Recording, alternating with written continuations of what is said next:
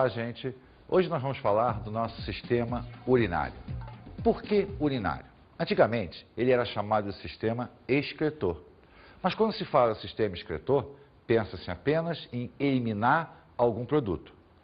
Hoje sabemos que ele é muito mais do que isso. Ele, na realidade, mantém o equilíbrio hídrico e iônico do nosso organismo.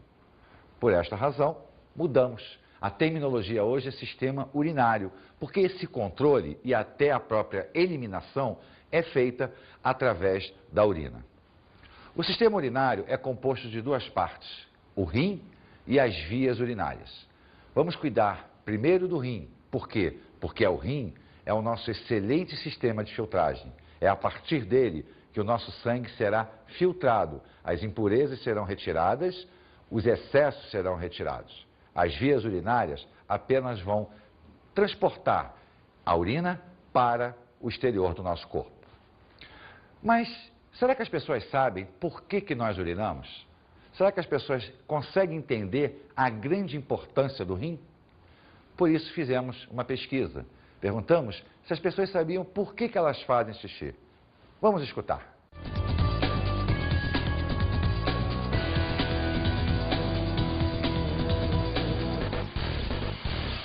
Você sabe qual que é a importância do sistema urinário? Não. O que você vai fazer lá dentro? Xixi. Você sabe por que a gente precisa fazer xixi? Não. Nunca parou pra pensar? Não. Será que fazer xixi é importante? Acho que é. Necessário, né? É.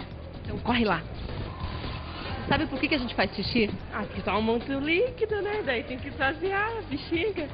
Eliminar excesso de sais e, digamos, lixo molecular, assim, tipo restos de proteínas, restos de carboidratos, enfim, que o organismo não consegue degradar normalmente.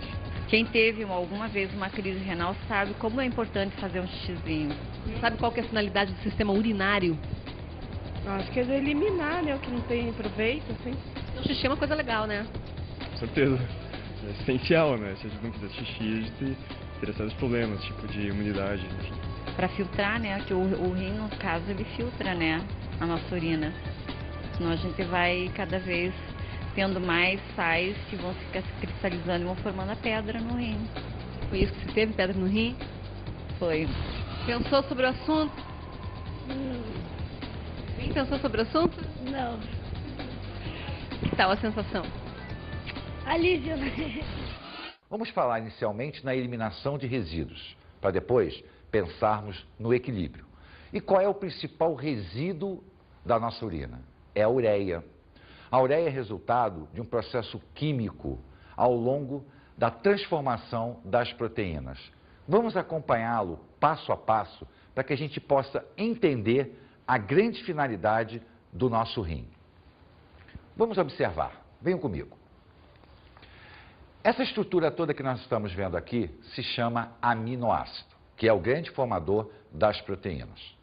Ocorre que existe um processo denominado de desaminação, que é a perda desse radical aqui, que é a amina. Ao eliminarmos a amina, NH2, ela é capaz de receber hidrogênios. Isso por quê? Porque todos os nossos processos metabólicos eliminam hidrogênio. Ao receber esse hidrogênio, ela se transforma em amônia. Então, as nossas células, durante o processo de desaminação, acabam produzindo amônia. Acontece que a amônia é extremamente tóxica e extremamente solúvel em água. Como nós somos animais terrestres, não podemos nos dar ao luxo de perder água. Por isso, o nosso organismo vai estabilizar a amônia, vai transformá-la num produto também solúvel, porém menos tóxico, que é a ureia. A ureia resulta do processo de transformação da amônia. E esse processo ocorre no fígado, através de um ciclo chamado de ciclo da ornitina, onde 3 aminoácidos participarão do processo todo. Vamos acompanhar o processo. Veja só, existe um aminoácido denominado de ornitina, que recebe uma molécula de amônia, gás carbônico e água. Ele então se transforma em citrulina, outro aminoácido. água e amônia. Citrulina, água e amônia gera arginina, outro aminoácido. Com a retirada da molécula de água aqui, eu tenho a formação da ureia e o retorno da ornitina. Por isso se denomina ciclo da ornitina. Ela faz a incorporação das duas moléculas de amônia, liberação de água e a formação da ureia. Repare que eu volto a ter duas aminas, resultando então da liberação por dois aminoácidos. Desta maneira, o nosso organismo vai poder permanecer com a ureia um pouco mais de tempo na corrente sanguínea, até que o nosso sistema de filtração, o rim, retire essa ureia e elimine. Devemos lembrar que nem toda a amônia produzida pelas nossas células será transformada em ureia. Uma quantidade ínfima será liberada pela urina também, mas como a concentração é muito baixa, ela não irá criar problema para o nosso organismo. Um outro produto que aparece no meio do caminho é o ácido úrico. O ácido úrico, dos três, amônia, ureia e ele, é o menos solúvel. As quantidades também são ínfimas, se comparadas ao grande volume da ureia. Vamos observar então a anatomia do sistema urinário. Vamos observar como ele é formado, para que a gente possa entender o processo de formação da urina e a sua consequente eliminação. Bem, os nossos rins estão situados na região posterior do nosso corpo. Logo, se nós partirmos da região anterior para o fundo, nós teremos vários órgãos na sua frente, né? Na área abdominal, nós teríamos o fígado, o estômago, o intestino delgado e o colo transverso do intestino grosso. Essa região daqui, nós já começamos a observar o aparecimento do rim. Mas, para que a gente possa prestar muita atenção, vamos tirar a região do intestino grosso.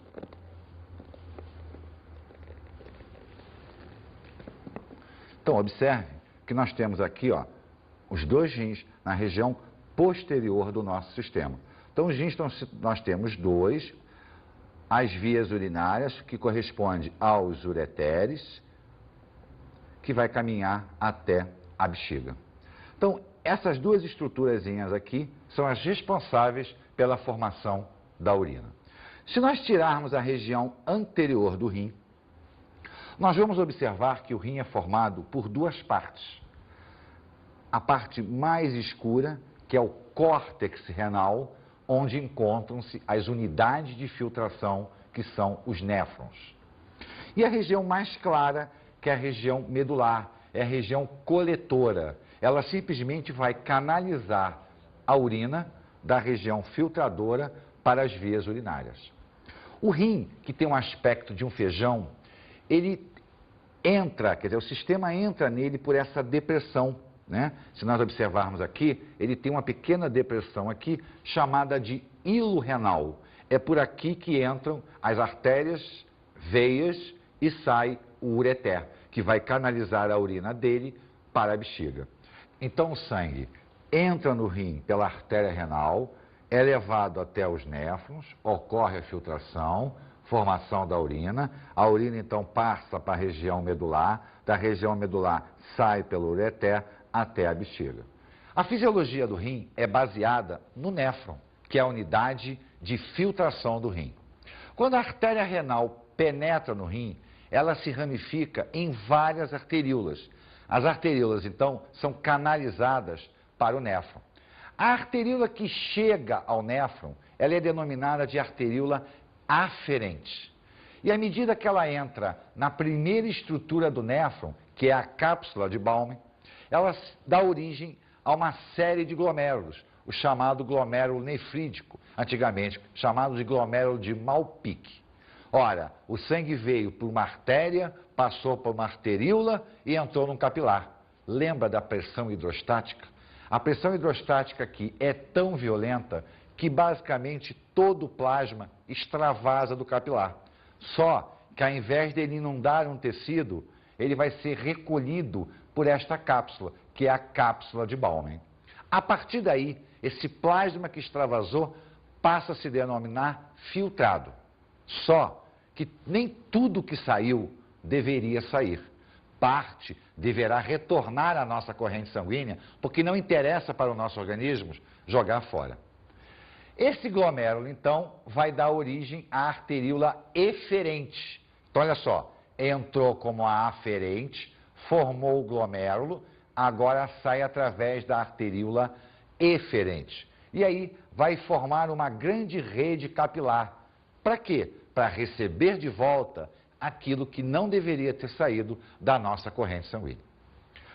O filtrado, então, sai da cápsula de Balme e começa a percorrer um longo tubo.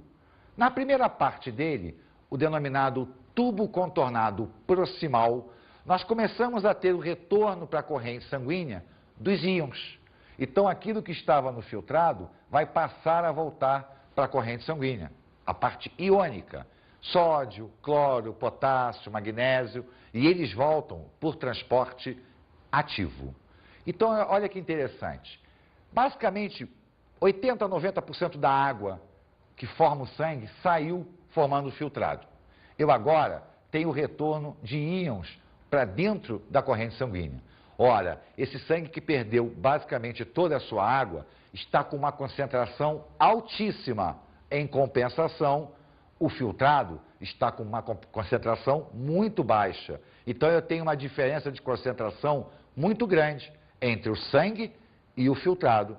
Por isso, na segunda parte do nosso tubo contornado, a chamada alça nefrídica, eu começo a ter o retorno da água por osmose, do filtrado para o sangue. Então, a pressão osmótica do sangue é tão alta que ele puxa muita água de volta.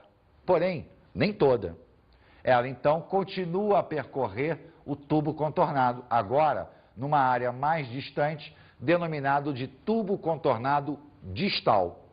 E é neste momento que começa o controle de equilíbrio do nosso corpo, que nós vamos falar daqui a pouquinho. Vamos pensar apenas agora na eliminação da ureia. Do tubo contornado distal, então, ele vai passar para o tubo coletor. O que chega aqui já é urina. Então vamos dar uma caminhada novamente. O sangue chegou, foi filtrado, o filtrado passou para o tubo contornado proximal, os íons retornaram para o sangue, na alça nefrídica a água retornou para o sangue e no tubo contornado distal outras substâncias, inclusive a própria água que nós falaremos na homeostase. O que passou daqui e chegou no tubo coletor já é urina. A partir daí, a urina será canalizada para fora do rim. Mas antes, nós não podemos esquecer que toda essa região daqui está no córtex renal. O nosso córtex possui aproximadamente 1 milhão de unidades filtradoras dessa. Como nós temos 2 rins, nós temos em torno de 2 milhões de unidades filtradoras. Esses tubos coletores, então, vão migrar, vão ser direcionados para a área da região medular, que vai canalizar a urina para fora do rim. Vamos observar novamente no nosso modelo esse trajeto da urina? Bem, vamos acompanhar então o trajeto daqui. Olha só, a filtração ocorreu nessa região.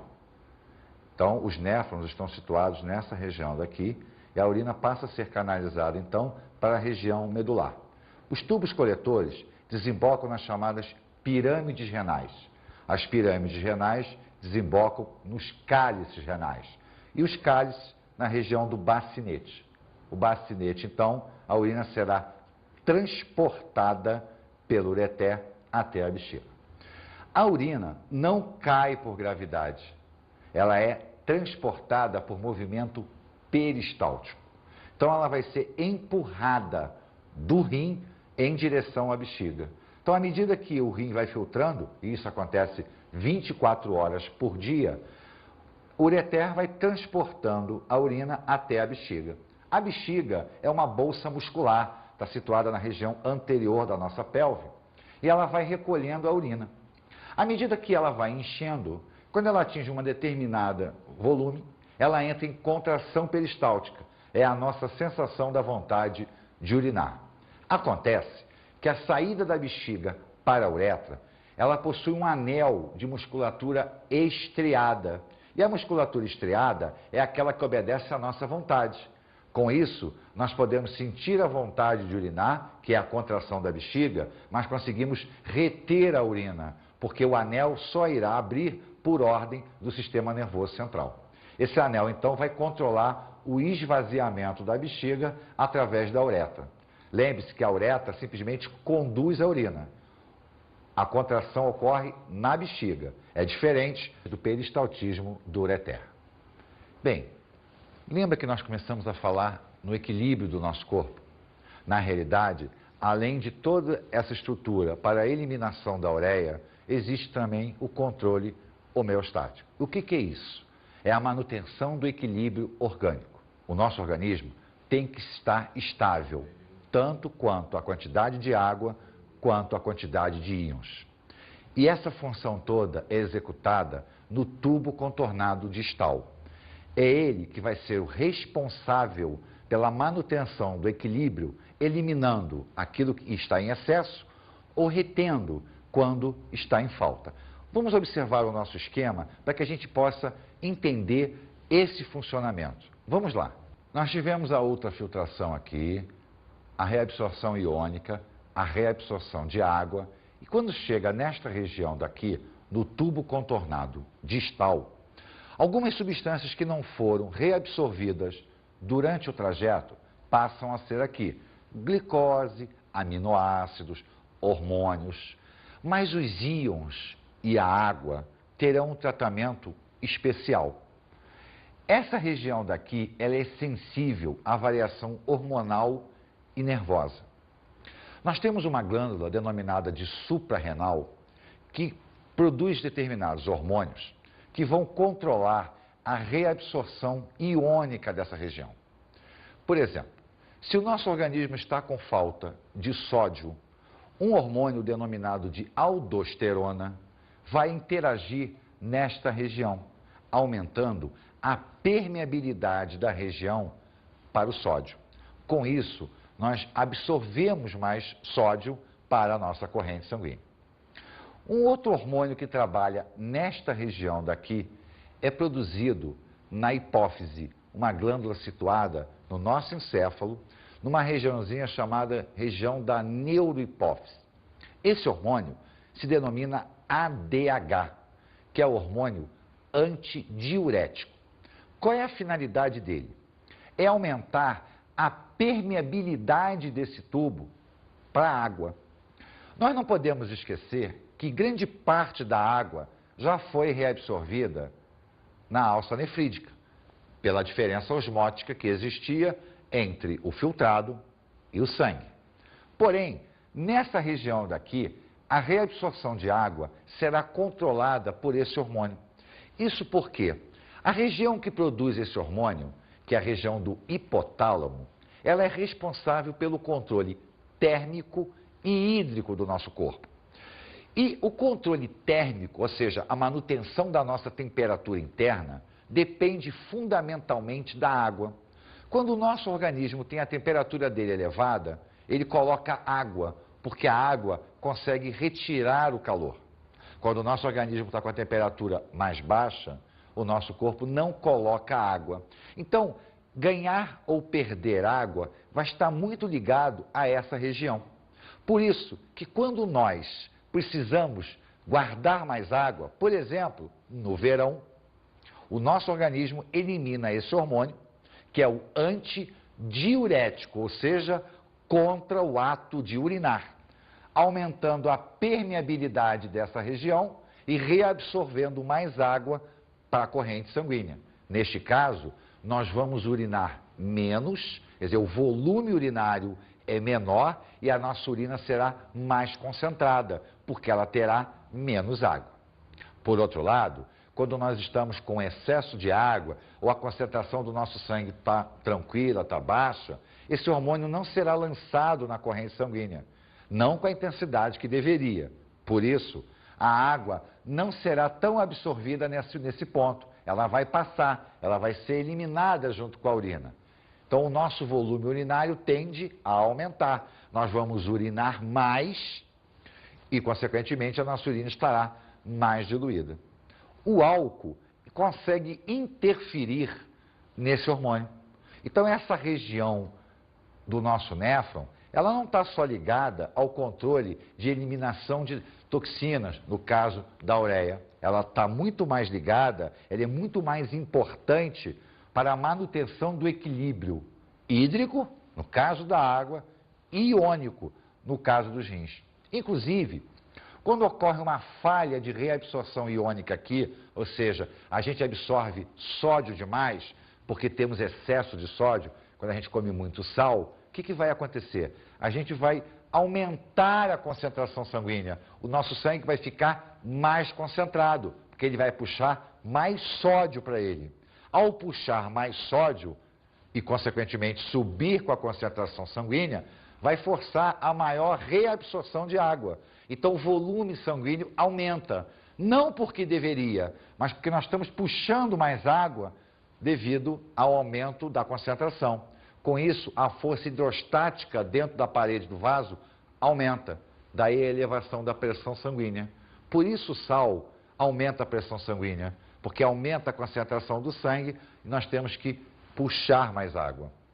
Por que o médico receita um diurético?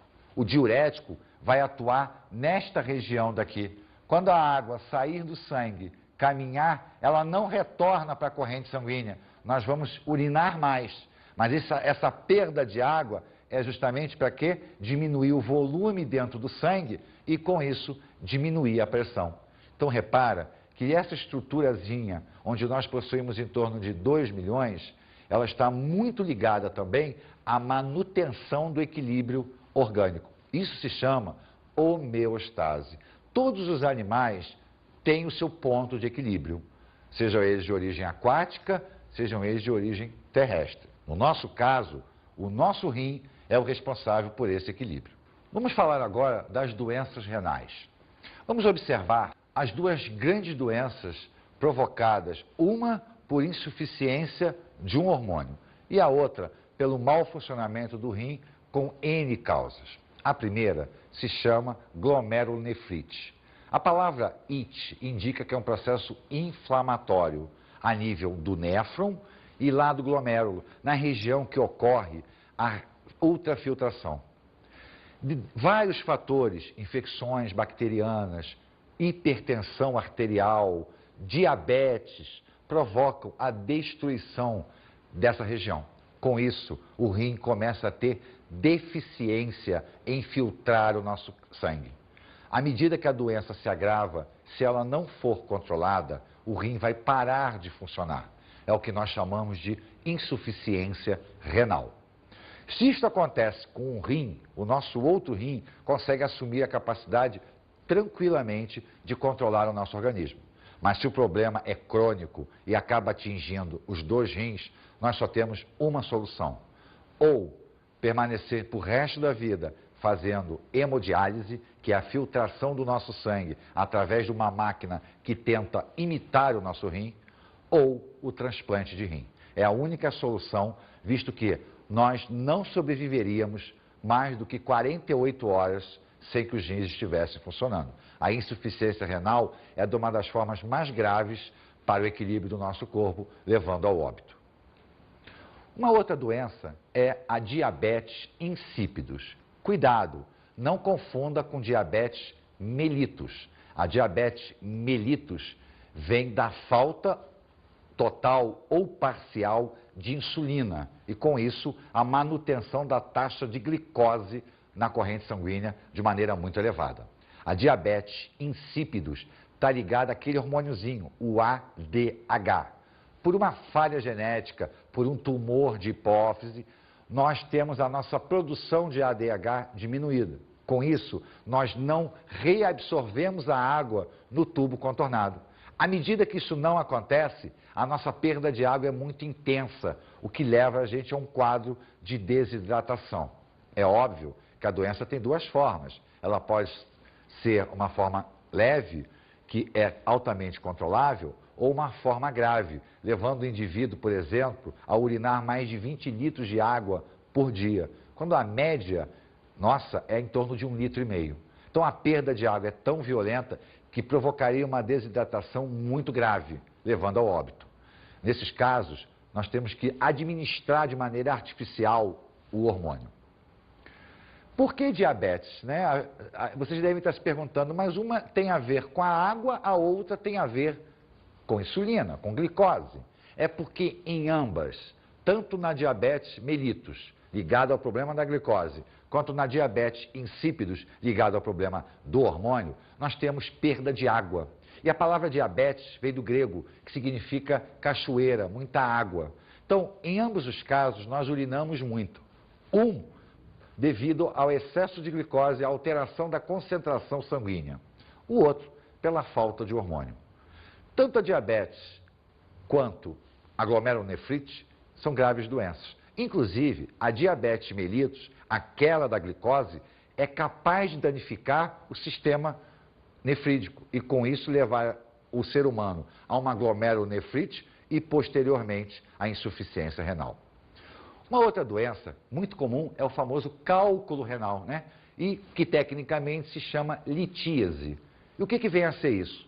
Durante o processo de filtração, cristais provenientes da oxidação de alimento passam pelo sistema. Se nós não tivermos um volume de água transitando por ali, esses cristais vão se acumulando na região do néfron ou na região medular do rim, lá na pirâmide renal, no cálice. Eles vão se acumulando, vão grudando uns nos outros, até que eles formam uma estrutura mais compacta, que é o cálculo renal. Para que esse cálculo seja eliminado, ele vai ter que passar pelo ureter. Mas lembra que o ureter empurra a urina por peristaltismo. Ele é feito para empurrar algo líquido, não algo sólido. Por isso dói. As infecções bacterianas também provocam alterações renais. E uma das mais comuns é a chamada cistite, que não chega até a área renal. A cistite é a inflamação da bexiga. Como a bexiga está muito próxima do meio exterior, ela é facilmente contaminada por bactérias. Ou até mesmo pelo nosso péssimo hábito de reter a urina durante muito tempo. Algumas pessoas mais sensíveis, principalmente mulheres, têm a parede daquele anelzinho que controla a saída da urina irritável, porque a nossa urina é ácida, ela contém impurezas. A presença dela há muito tempo na bexiga, sem um esvaziamento constante, acaba provocando uma irritação. E esse anel irritado costuma dar aquela sensação toda hora que a gente está com vontade de urinar, mas na realidade não é a urina que existe na bexiga, é a irritação.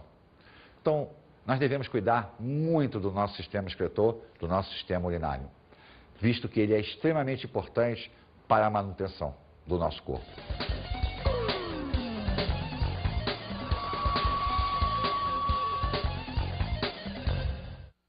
Vocês devem ter observado de que todos os sistemas que vocês viram até agora, esse tem uma importância fundamental no equilíbrio. Por isso, deem uma atenção à anatomia do sistema, olhem o rim com todo carinho, o néfron, cada ponto do néfron, qual é a importância de cada estrutura do néfron na formação da urina e na formação do equilíbrio orgânico.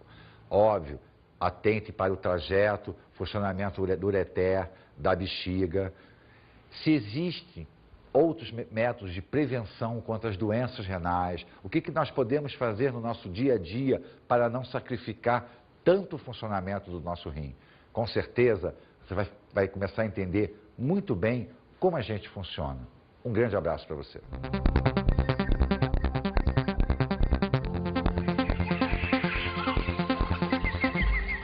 Na aula de hoje, estudamos o sistema urinário. Da posição orgânica do rim e das vias urinárias, o mecanismo de funcionamento do sistema renal e do sistema urinário. Vimos a fisiologia do rim. Falamos do mecanismo de ultrafiltração do néfron, vimos o mecanismo de reabsorção, tanto a nível de tubo contornado proximal, alça nefrídica, tubo contornado distal. Falamos da homeostase provocada pelo sistema distal. E observamos as doenças renais. Falamos das principais doenças renais, da glomerulonefrite, da diabetes insípidos, do cálculo renal e da insuficiência renal como um todo. Bons estudos!